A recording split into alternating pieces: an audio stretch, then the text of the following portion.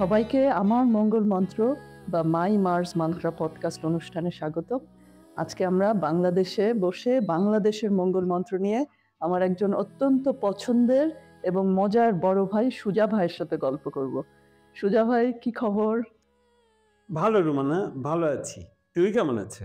আমি তো আপনাকে দেখে খুব খুশি, মনে হচ্ছে সেই 25 বছর বয়সে চলে গেলাম। 25 না 20? বেশি হইব না, আমারও লাইকওয়াইজ। 30 বছর আগে দেখা হয়েছে সম্পর্কের বয়স তো বাড়ে না, প্রথম। বুঝছো? সম্পর্কের কিন্তু বয়স বাড়ে। সম্পর্কের বয়স বাড়ে না তো আমরা সেই কবে 30 বছর আগে 30 আমার বছর ছোট আগে ভাই। কিন্তু আমি তো বলছি যে মানে সেই আগের প্লিনতেই বিষয়টা গল্প করতেছি আমরা, কোনো সমস্যা নেই। সেটাই। থ্যাংক ইউ আমাকে আসতে বলার জন্য, ধন্যবাদ।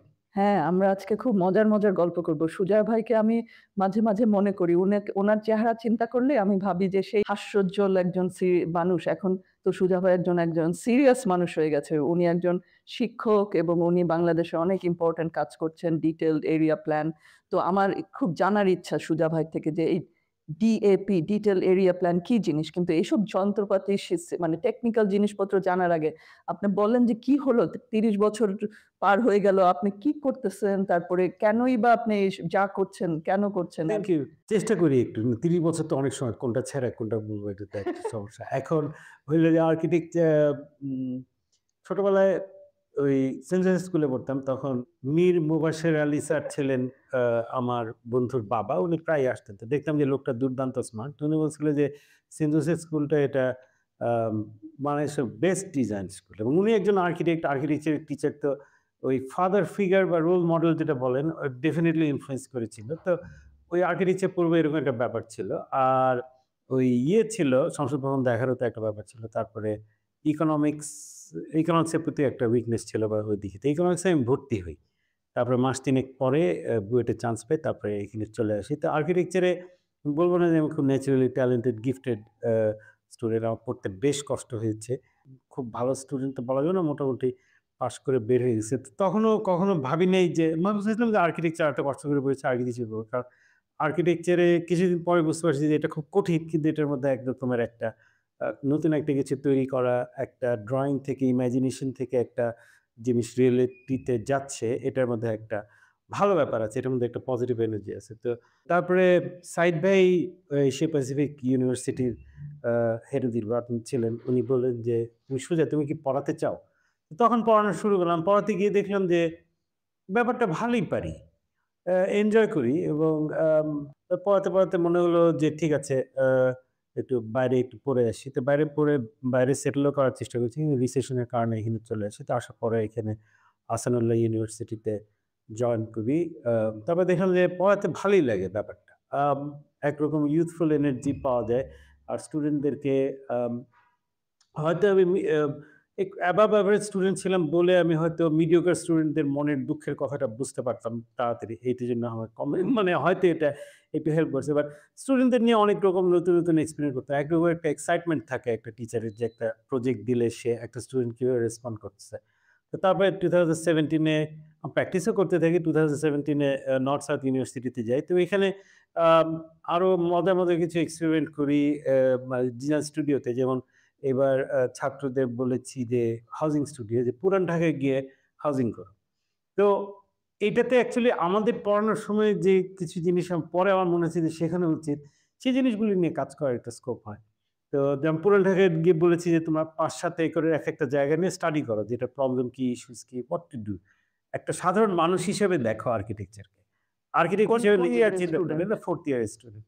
তোরা গিয়ে মানে হতভম্ব হয়ে যায়, হতবাক হয়ে যায়, বলতে মানুষের সাথে কথা বলা শিখো। মানুষের সাথে যদি কথা বলতে পারো তাহলে আমি যে এই কথাগুলি যে বলতে পারি, এটা মনে হয় খুব এনজয় করি। তো ওরা স্টুডেন্টরা খুব এনজয় করে। এবং দেখছি যে জেনজিকে নিয়ে অনেকের অনেক প্রবলেম, অনেক কমপ্লেন, কিছু তো ওটাতে যাচ্ছে না। আমি কিন্তু দেখি যে ওরা পজিটিভ এনভায়রনমেন্ট পেলে, পজিটিভ ভাইব পেলে, নতুন চ্যালেঞ্জ পেলে খারাপ না, সুন্দর করে ওরা করে, মানে রেসপন্ড করে। So that is very rewarding for me. এবং আমার মনে হয় যে আর্কিটেকচারটা করি আমার সহধর্মিণী মেরিন হোসেনের, আমার একটা ছোটোখাটো একটা অফিস আছে। তো এই আর কি, এই চলে যাচ্ছে। বাট জিনিস হচ্ছে যে বাইরে পড়তে গিয়ে আর কি আমাদের ছোটোবেলায় ফোকাসটা ছিল খুব বিল্ডিং ওরিয়েন্টেড। সুন্দর বিল্ডিং করব। আর্কিটেকচার ফ্যাকাল্টির বিল্ডিংটা যদি আপনারা দেখো, 10 বছর 8 বছর বয়সে বুয়েট ক্যাম্পাসে আমার এক আত্মীয় থাকতেন। উনার বাড়িতে যখন বেড়াতে যেতাম, ওই পাশ দিয়ে ওই বিল্ডিংটা যাওয়ার সময় বলছে, না বড় হয়ে এই বিল্ডিং এ পড়তে হবে। এই যে সুন্দর বিল্ডিং এর ব্যাপারটা, এটা খুব। তারপর সংসদ ভবনের মতো বিল্ডিং আমাদের শহরে আছে। এটা তো খুব বিশাল ব্যাপার যে তোমাকে ইন্সপায়ার করছে যে আর্কিটেকচার একটা খুব ভালো বড় জিনিস। এত এটা হওয়া যায়। তো কিন্তু তারপরে আমরা আম বাইরে গেলাম, পড়লাম, দেখলাম। তো আসার পরে আমার কাছে মনে হয়েছে যে এই যে ভালো বিল্ডিং এর প্রতি যে দুর্বলতা, এটা আমাদেরকে খুব হেল্প করতেছে না। কারণ আমার পার্টনার মেরিনের মানে কথা ইয়ে হলো যে ঢাকায় একটা সুন্দর বিল্ডিং দেখলে মনে হয় যে ডাস্টবিনের মধ্যে ম্যানিকিন, গোবরে পদ্ম ফুল ম্যানিকিন। তখন আমার অনেক ইয়ে আসলো যে শহরটা সুন্দর না কেন।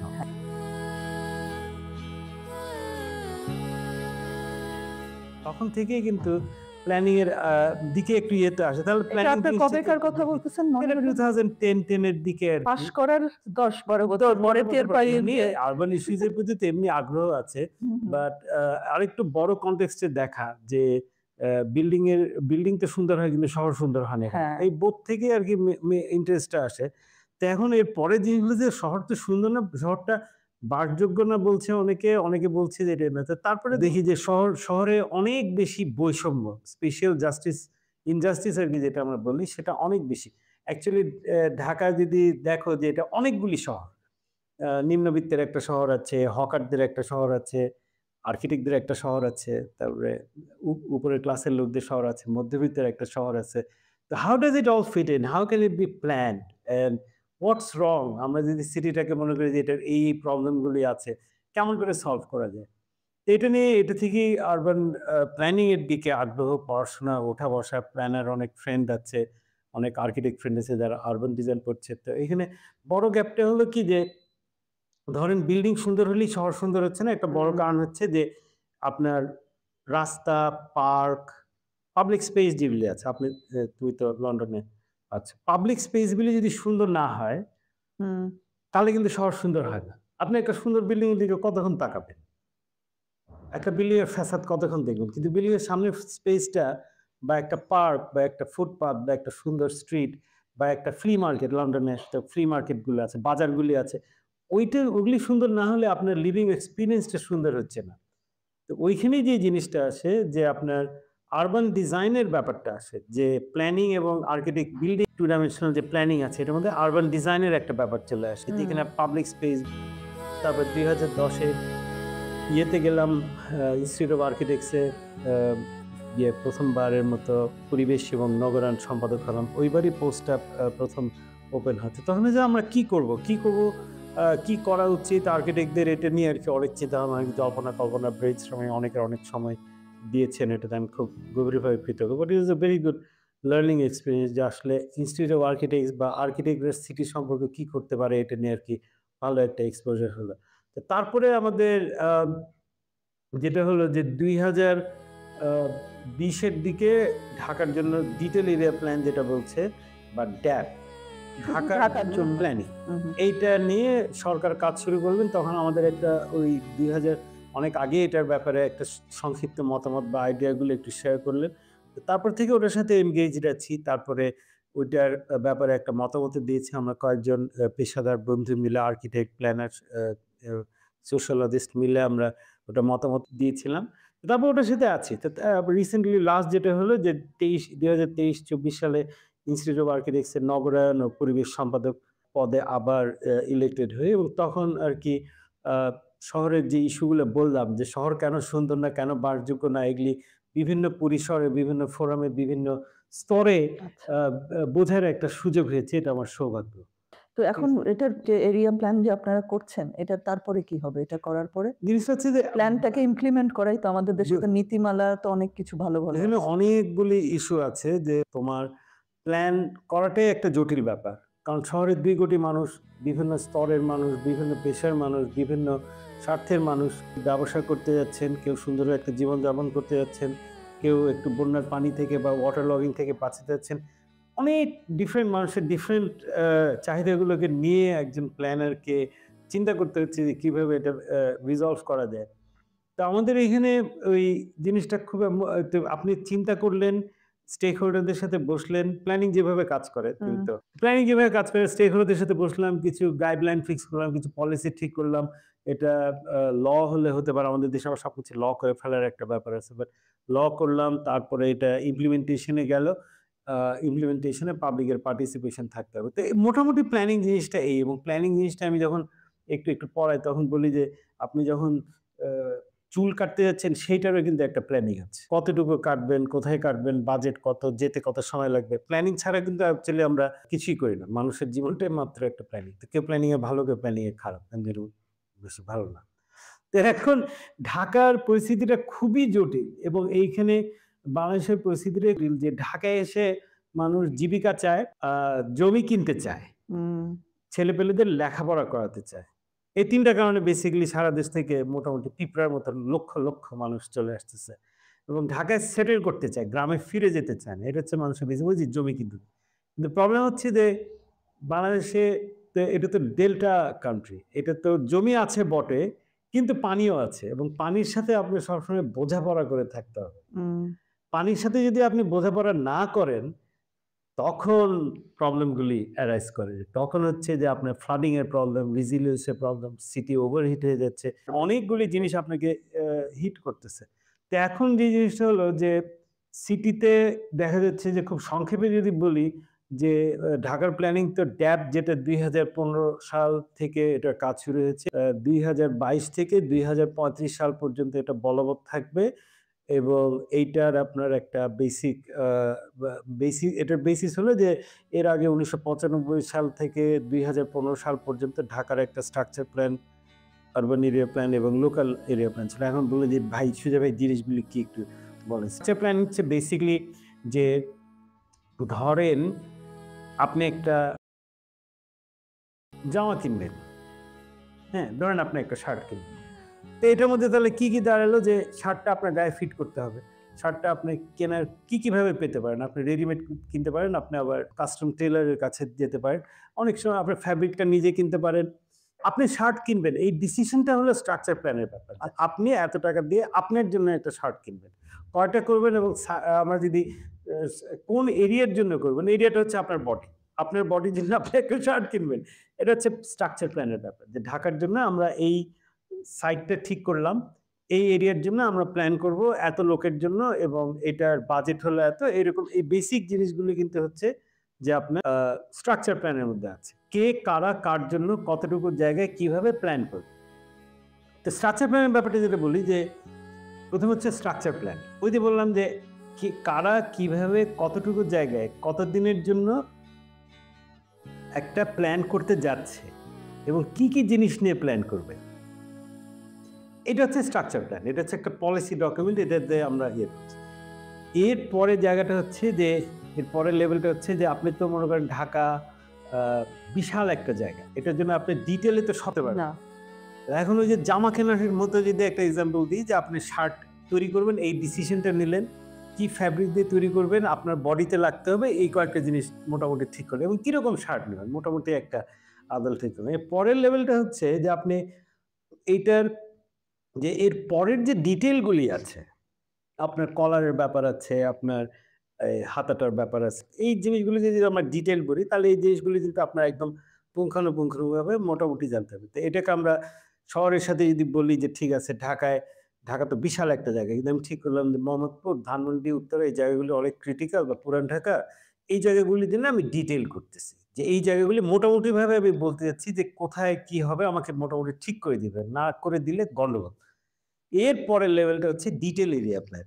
যে আরো ডিটেইলে আমি বললাম যে ঠিক আছে, তাহলে স্পেসিফিক আরো ছোট এরিয়াগুলির হুম। জন্য, যেরকম একটা রাস্তার একটা মোড়, বা একটা পার্ক, বা মানে একটা জুম খুব আউট বিজি থেকে এরিয়া, আস্তে জুম আস্তে ইন। আমি জুম ইন করছি। এটাকেই আমরা বলছি ডিটেইল এরিয়া প্ল্যান। আচ্ছা। তো আপনি সবকিছু ডিটেইল করতে পারবেন না সিটির। এটা একটা হিউজ টাস্ক। এবং প্ল্যানিং কে বলা হয় উইকেট প্রবলেম। উইকেট প্রবলেম মানে হলো যে, আপনি ধরেন ঢাকার মতো এত ডায়নামিক একটা সিটি প্ল্যান করতেই আপনার ১ম বার লেগেছিল ৫ বছর। তো ৫ বছরের মধ্যে তো সিটি চেঞ্জ হয়ে গেছে 1990 থেকে 1995। তো আপনি যতদিনে প্ল্যান করবেন, ততদিনে সিটি চেঞ্জ হয়ে গেছে। নতুন প্রবলেম আসতেছে। যে আপনি যেমন ধরেন ঢাকায় এখন হিট আইল্যান্ড ইফেক্ট ছিল একটা বিশাল প্রবলেম, যে হিট আইল্যান্ড ইফেক্ট, বিশাল ক্লাইমেট চেঞ্জ হচ্ছে, হিট আইল্যান্ড ইফেক্ট হচ্ছে, কংক্রিট বেড়ে যাচ্ছে, গ্লাসের বিল্ডিং বেড়ে যাচ্ছে। গ্লাসের বিল্ডিং বেড়ে যাচ্ছে। এই পরের ইস্যুটা কিন্তু আরো মারাত্মক। আপনি জানবেন যে হিট স্ট্রেসড এনভায়রনমেন্ট, তার মানে 5 দিন থেকে 5 দিনের জন্য আপনার টেম্পারেচার স্কিন টেম্পারেচারের চেয়ে বেশি থাকতেছে। তার মানে হচ্ছে যে 33 ডিগ্রি উপরে কন্টিনিউয়াস আপনার একটা জায়গার টেম্পারেচার থাকছে এবং সেটা কমছে না, মানে 33 তেই কনস্ট্যান্ট আছে। তখন কিন্তু আপনি হিট স্ট্রেসড এনভায়রনমেন্টে চলে যাচ্ছে। তো আমি কেন কথাগুলো বলছি, যে 2015 সালে যখন ওনারা প্ল্যান করছেন তখন কিন্তু হিট স্ট্রেস এনভায়রনমেন্টের প্রবলেমটা ছিল না। ইভেন আপনিও আর্কিটেক্ট, আপনি জানবেন যে আমরা যখন পড়েছি তখন আমরা ক্রস ভেন্টিলেশনকে নিয়ে প্রাধান্য দিয়ে কাজ করেছি এবং ওপেনিং দিয়েছি বড় বড়। বাট এখন আপনি চিন্তা করেন যে হিট স্ট্রেস এনভায়রনমেন্টে ইউ কান্ট অ্যালাউ বাইরের টেম্পারেচার আপনার 40-45, ওই বাতাস ভিতরে ঘরের ভিতরে যদি আপনি অ্যালাউ করেন তখন আরও গরম হবে।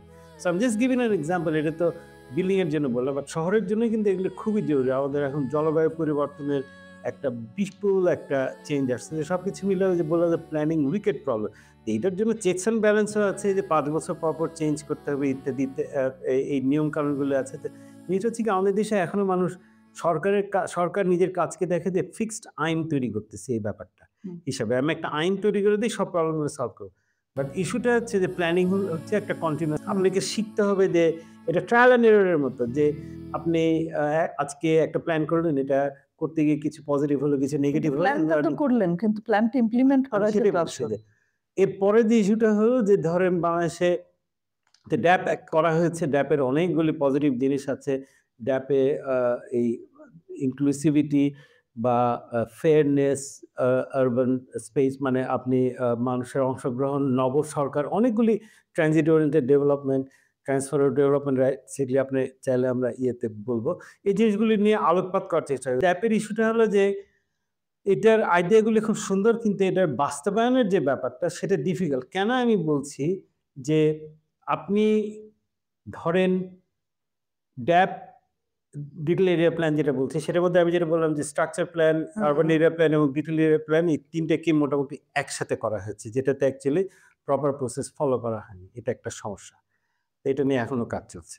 এরপরে যে জিনিসটা হলো যে এটা একটা গভর্নমেন্টের নিয়ম হলো যে এরকম সিটিগুলি প্ল্যান করছে কনসালটেন্টরা।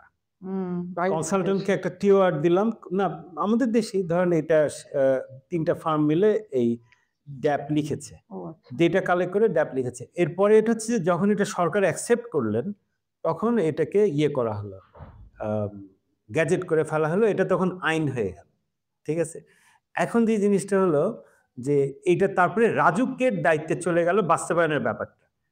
রাজুকের কিন্তু লোকবল, এক্সপার্টিজ, আগ্রহ কোনোটাই আছে কি না এই এত বড় একটা শহরের এতগুলো প্ল্যান করার জন্য। আমি একটু আগে একটা এতে বলছিলাম যে রাজুকের প্ল্যানার আছে 40 জন। রাজুক হচ্ছে রাজধানী উন্নয়ন রাজধানী উন্নয়ন কর্তৃপক্ষ, যারা এই প্ল্যানটা করেছে। তো দেখেন রাজুকের প্ল্যানের দরকার 500, সেখানে প্ল্যানার আছে 40 জন। তো এখন ধরেন প্ল্যানটা করছে রাজুক, রাজধানী উন্নয়ন কর্তৃপক্ষ, তাদের দায়িত্ব হলো যে তারা প্ল্যানিং করবে এবং তারা কিন্তু আবার একই সাথে ল্যান্ড ডেভেলপার। আমরা যেখানে বসে আছি, ধানমন্ডি, গুলশান, বনানী, বাড়িধারা, উত্তরা, ঝিলমিল, পূর্বাচল, সব কিন্তু রাজুকের করা। রাজুক হচ্ছে একটা ল্যান্ড ডেভেলপার। ল্যান্ড ডেভেলপার কি করে, যে ইউজুয়ালি কৃষি জমি বা অ্যাভেলেবল জমি কিনে সে কৃষকদের কাছ থেকে কম দামে কিনে বালি ভরাট করে রাস্তাঘাট বানিয়ে তোমার আমার মতো যারা আপার মিডল ক্লাস লোকজন আছি তাদেরকে প্লট আকারে সেল করে দেয়। এটা হচ্ছে রাজুকের একটা বেসিক কাজ। সেই রাজুক কিন্তু রাজুকের আবার দায়িত্ব হচ্ছে প্ল্যান করা। এটা অনেকটা, আমি একটু আগে একটা প্রোগ্রামে বলছিলাম যে অনেকটা দেয়ালের কাছে মুরগি রাখতে দেওয়ার মতো। বলে কেন সুজা ভাই এই কথাটা বললেন কেন, আপনি প্রশ্ন করতে পারেন। তো এখন হলো যে ধরেন 1990 সালে প্ল্যানিং এর কাজ শুরু হয়। 1995 সালে ঢাকার জন্য একটা স্ট্রাকচার প্ল্যান করা হয়। সেই স্ট্রাকচার প্ল্যানে পূর্বাচল যেখানে, সেটাকে ফ্লাড ফ্লো জোন হিসেবে দেখানো হয়। মানে ওইখানে বন্যার পানি নামবে এবং ওইখানে কৃষি কাজ হতে পারে, বাট ওইখানে ডেভেলপমেন্ট হবে। যে রাজুক করলে কি সবার আগে নিজের প্ল্যান ভায়োলেট করে নিজেই ওই জায়গাটা ডেভেলপ করে ল্যান্ড করে সেল করে। এখন when Rajik is violating that plan, যেখানে ওয়েটল্যান্ড, খাল, বিল, নদী, নালা দেখানো আছে, তখন তো অন্য প্রাইভেট ডেভেলপার যারা আছে তারা বলছে যে প্রাইভেট ল্যান্ড ডেভেলপার তারা বলছে যে আমরাও করি। তো রাজুক তো নিজেই আইন রক্ষক যখন ভক্ষক হয়ে যায় তখন অন্যরা বলে যে আমিও খাবো, আপনি আমাকে ইয়ে দেন, আমাকে ভাগ দেন, আমিও আপনার পার্টনার হতে চাই। ফ্যান্টাস্টিক। ওই জিনিসটাই হয়েছে যে ঢাকার যত ওয়েটল্যান্ড আছে, ঢাকার যত খাল বিল নদী নালা পূর্ব দিকে পশ্চিম দিকে সবই মোটামুটি কিন্তু রাজুক নিয়ে এরকম সার্ভিস ল্যান্ড দিয়ে করে রাজুক যেখানে নেই সেখানে আপনার আরো বড় বড় ল্যান্ড ডেভেলপার কোম্পানি আসছে। নামে ল্যান্ড ডেভেলপার কোম্পানি, কিন্তু আসলে এরা কি করে সেটা তো আপনি আর আমি জানি, বেসিকলি ভূমিদস্যু আর কি। যে কারণে হয়েছে যে এই ঢাকার এখন খুব খারাপ অবস্থা ইকোলজিক্যালি বা বায়োলজিক্যালি, যে বৃষ্টি হলে পানিতে তলিয়ে যাচ্ছে বা ইয়ে হচ্ছে, এই প্রবলেমগুলি আসছে। এরপরে যদি আমরা একটু অন্য পার্সপেক্টিভে দেখি যে মানুষকে নিয়ে ভাবা হচ্ছে কম, সিটিটাকে দেখা হচ্ছে একটা জমির সাপ্লাই দেওয়ার জায়গা হিসেবে। তো এইখানে আপনার যে এলাকার মানুষগুলো আছে এই পশ্চিম দিকে যারা ফার্মার আছে, বিশেষ করে যারা জেলে এবং যারা ইয়ে আছে শ্রমজীবী মানুষ, কৃষক আছে, জেলে আছেন, ওনাদের কিন্তু লাইভলিহুড শেষ। আপনি এজাজ ভাইয়ের যে ইয়েটা নিয়েছেন, এটা কিন্তু খুব খুব ইম্পর্টেন্ট ব্যাপার যে উন্নয়ন হচ্ছে অল্প কিছু লোকের জন্য, তাদের কনভিনিয়েন্সে আমরা অ্যাকচুয়ালি প্রকৃতিও নষ্ট করে ফেলছি, ইকোসিস্টেম নষ্ট করে ফেলছি, জাস্ট অল্প কিছু এলিট লোকদের কিছু সুবিধার্থে। এটাই গিয়ে দাঁড়িয়েছে ড্যাপের ইফেক্ট। এটা নিয়ে অনেক কথা একটু আগেও একটু প্ল্যানার ভাই বলছিলেন যে আপনার ড্যাপ নিয়ে কনফিউশন আছে, বলে আমার নাই, আপনার থাকলে থাকতে পারে। তো যাই হোক, ড্যাপ কি এটা কি নতুন জিনিস? বলে যে না, ডিটেল এরিয়া প্ল্যান কিন্তু প্রথমে হলো 2010 সালে। 2010 সালে ঢাকার জন্য একটা ড্যাপ ছিল, সেটা 158 বার 158 টাইমস চেঞ্জ করা হলো। রাজুকের কাছে ডেভেলপার বা প্রাইভেট ওনাররা, ল্যান্ড ওনাররা বলে যে আপনি এই প্ল্যানটা মডিফাই করে দেন।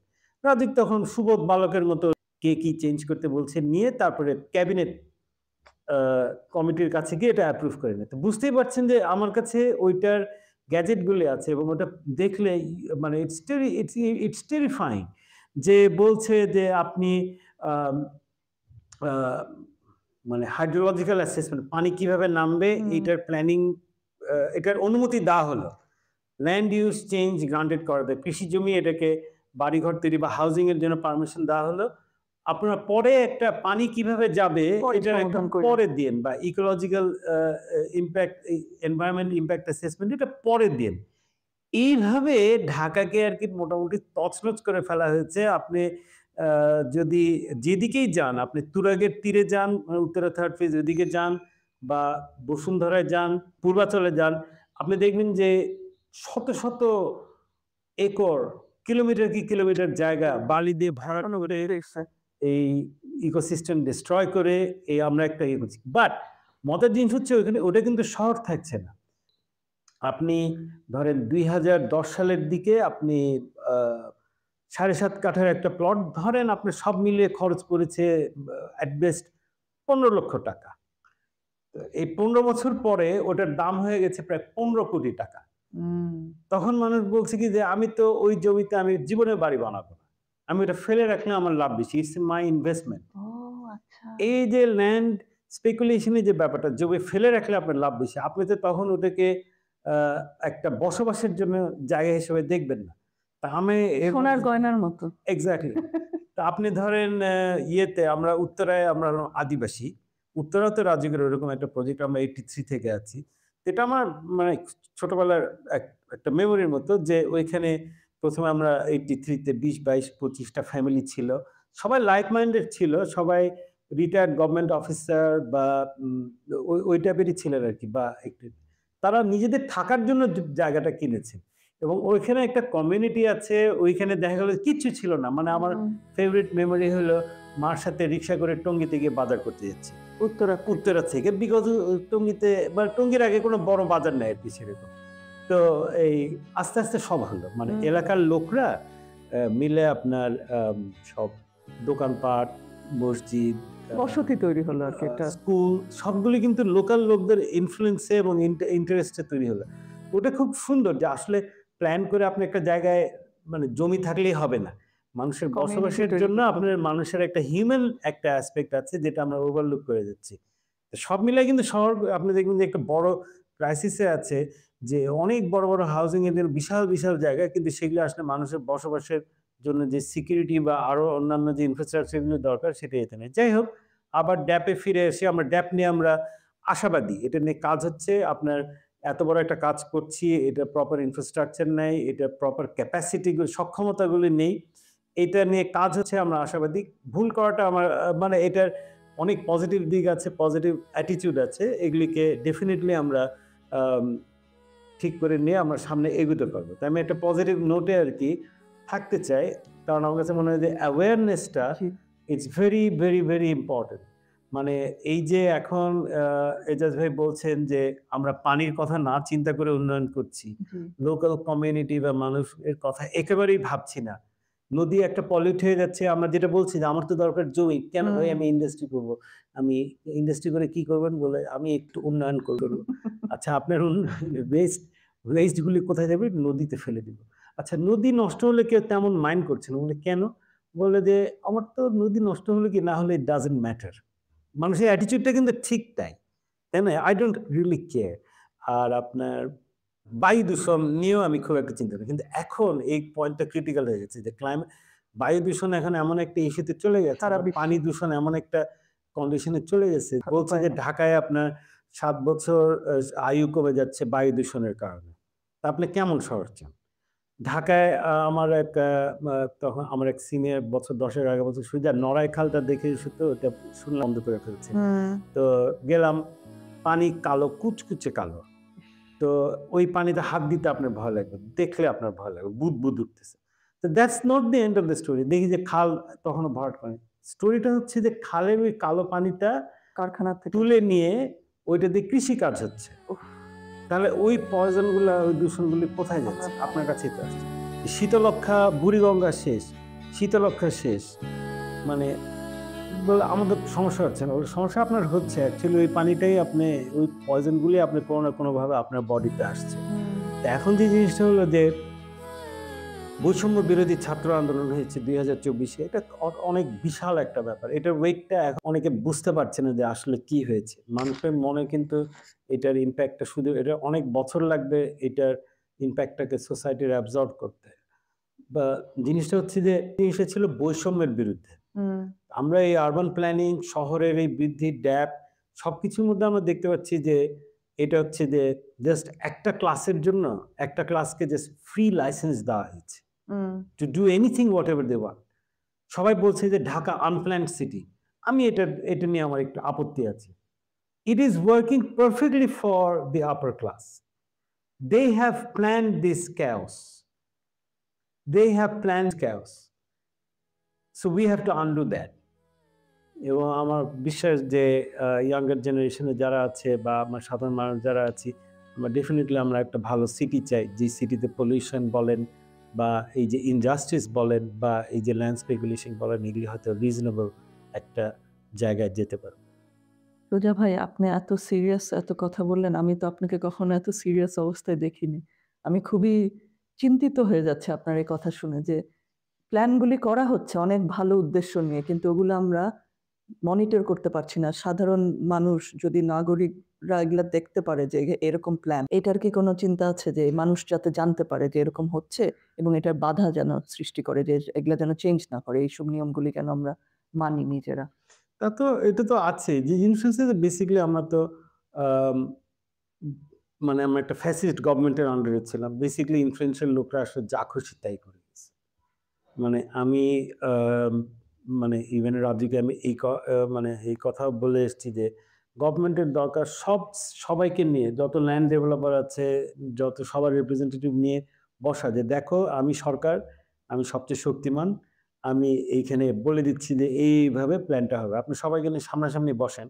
তখন রাজুকে বলেছিল যে, "সুজা ভাই, রাজুকে যারা এই দিনের বেলায় কাজ করে তাদের অনেকে সন্ধ্যার সময় আবার ওইসব অফিসে যায়। এটা কি করে সম্ভব?" তখন আমি জিজ্ঞেস করছিলাম যে, "তাই যদি হয় then what are you doing with that?" করার মানে কি? এক্সাক্টলি। তো এই প্রশ্নে আমি জানি যে আপনি উত্তর দিতে পারবেন না সেটা আমি জানি, হুম। বাট আমি on the record institute of architects এর পক্ষ থেকে আমি প্রশ্নটা রেখে যেতে চাই। আমার কাছে মনে হয় যে পরবর্তী প্রজন্মের কাছে দায়বদ্ধতা একটা ব্যাপার জায়গা থেকে এই কাজগুলি করা জি। দরকার, বলা দরকার, সোচ্চার হওয়া দরকার।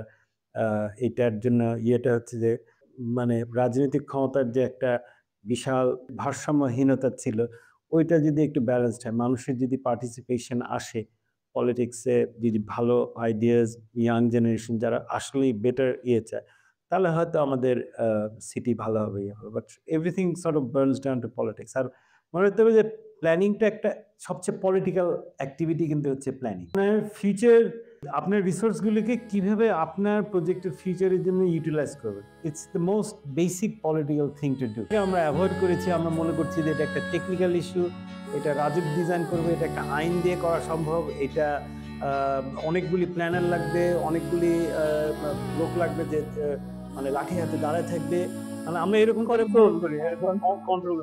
But I think that's totally, এটা একটা স্টুপিড আইডিয়া। মানুষকে নিয়ে কাজ করতে হবে, যে মানুষ এই ড্যাপটাকে ওন করবে, সিটিটাকে ওন করবে, ড্যাপ পরে আগে সিটিটা ওন করবে। যে আমি আমার বাসায় যদি ময়লা না ফেলি বাসার ভেতরে, তাহলে আমি বাসার বাইরে কেন ময়লা ফেলবো? হুম। ওই ওনারশিপটা নিয়ে কাজ করা উচিত। আমি খুব পজিটিভ যে আপনি জুলাই অভ্যুত্থানের পরে যে জিনিসটা হলো, ৩ দিন কিন্তু দেশে সরকার ছিল না। হ্যাঁ, তখন কিন্তু এলাকার লোকরা যার এলাকার লোকরা সংগঠিত হয়ে, নিজেরাই সংঘবদ্ধ হয়ে এই দিনরাত পাহারা দিছে।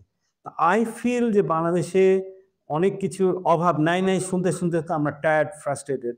বাট পুরান ঢাকায় কাজ করতে গিয়ে, আরো করতে গিয়ে, জুলাই অভ্যুত্থানের পরে এই ইয়েটা দেখে আমার মনে হচ্ছে যে আমাদের বিশাল সোশ্যাল ক্যাপিটাল আছে, সামাজিক জি। পুঁজি। আমি আপনার সাথে থাকতে চাই, আমরা এলাকার জন্য কাজ করতে চাই, আমরা ভালোভাবে থাকতে চাই। এইটা হলো আমার কাছে মনে হয় যে আমাদের মূল অ্যাসেট, এবং এই অ্যাসেটটাকে যদি আমরা প্রপারলি চ্যানেলাইজ করতে পারি, হুম। তখন আমরা এই সিটির ওনারশিপ পাবো। ওনারশিপ পেলেও আমাদের আসলে এত প্ল্যান করার দরকার নাই। নিজেরাই ভালো বুঝবো যে এই এলাকায় আসলে কি হবে। যেরকম আপনারা আপনাদের ক্লাসের হাসিবুল কবির আমাদের যশোরে করছেন। ছোট এলাকায় সবাই সবাইকে মোটামুটি চেনে, সবার ইন্টেনশনগুলি ভালো। You can really do things bottom up. যখনই আপনি সেন্ট্রালে অল্প কিছু পাওয়ারফুল লোককে ক্ষমতা দিবেন, it's bound to be abused. এটা অ্যাবিউজ হয় না এরকম মানে আপনার কাজটা হলো যে সেন্টার এবং পেরিফেরির মধ্যে পাওয়ারের একটা ব্যালেন্স করা। সেই জন্য আপনাকে লোকালি এনগেজড হতে হবে। ভাই, আপনাকে অনেক ধন্যবাদ। আপনার গল্প শুনে খুবই ভালো লাগলো। বিশেষ করে যে আমাদের যে পরিবর্তনটা এসছে ২০২৪-এর জুলাইয়ের অভ্যুত্থানের পরে, ওই জিনিসটার কারণে যে আপনিও ইন্সপায়ার্ড, আপনার ছাত্রছাত্রীরাও অনেক কিছু শিখছে আপনার থেকে। তো আপনাকে অনেক ধন্যবাদ। আশা করি বাংলাদেশের মঙ্গল মন্ত্র পূর্ণ করতে পারবেন আপনারা সবাই। ধন্যবাদ রুমানা, ধন্যবাদ মঙ্গল মন্ত্রের সব শ্রোতাদের।